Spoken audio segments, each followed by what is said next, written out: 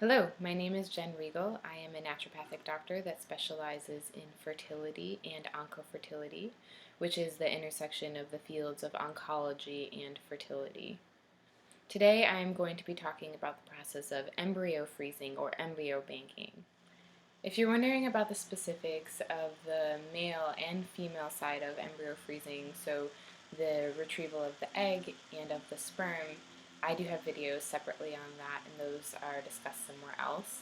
Today I really wanted to talk about what is the difference between freezing an embryo and just freezing an egg or a sperm, and what are the pluses and minuses to that? How do you make the decision to go one way or the other, or to do both? Embryo banking or embryo freezing is a process by which an egg and a sperm are taken from two individuals, combined to create an embryo in a lab, and frozen that way.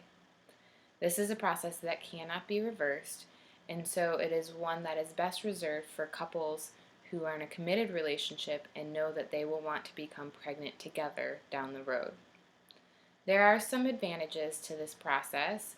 It's been around the longest, it has the most research behind it, and there is the obvious advantage of having the egg and sperm come together before they are frozen, and that you would know the quality more or less of the embryos that you are freezing.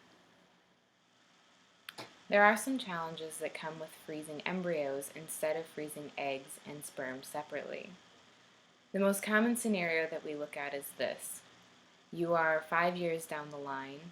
You expected to be with your partner who you were with and banked embryos with forever, and that's no longer the case.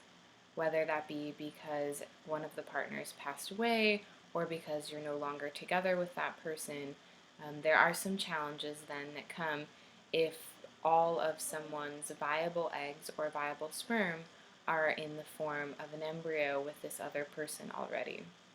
So there are some legal implications there as well, and things that, for peace of mind, I suggest my patients talk about with their partner and figure out legally even before they decide to go through the process of only banking embryos. Depending on your beliefs about when life begins and your partner's beliefs about when life begins, there are some things to discuss with your partner as well about what you would want for embryos if you were to no longer use them, or if you were to not be able to use them for one reason or another. Would you want them donated? Would you want them saved? Would you want them implanted?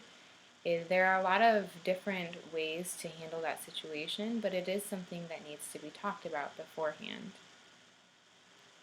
As I before mentioned, embryo banking or embryo freezing is the most researched and proven way to preserve your fertility potential, especially if you have a partner that you would like to have a baby with in the future.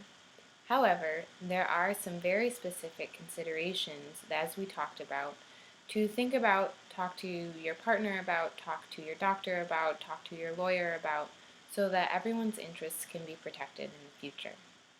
Thank you for watching, and if you have any further questions, you can see my website, drjenregal.com/oncofertility, or you can take a look at the videos that I have posted on my YouTube website about sperm banking and about egg banking.